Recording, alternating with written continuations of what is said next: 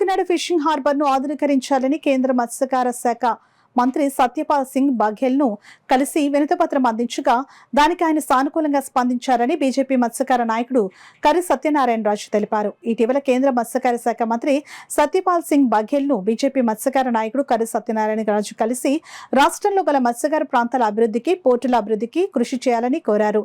ఈ సందర్భంగా కర్రి సత్యనారాయణ రాజు మీడియాతో మాట్లాడారు.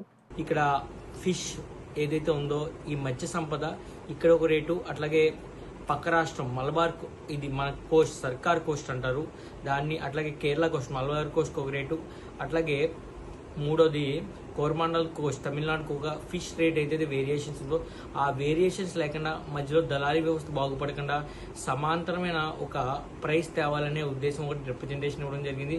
మూడోది అతి ముఖ్యమైనది మత్స్యకారు పిల్లలకి ఏదైతే జీవనోపాధిగా ఉండే 10వ తరగతి ఇంటర్ వరకు కూడా వాళ్ళు స్కూలింగ్ విధానంలో ఎక్కడా కూడా మత్స్యకారు వలలు వేయడం కానీ ఇంకోటి కానీ స్కూలింగ్ విధానం లేదు.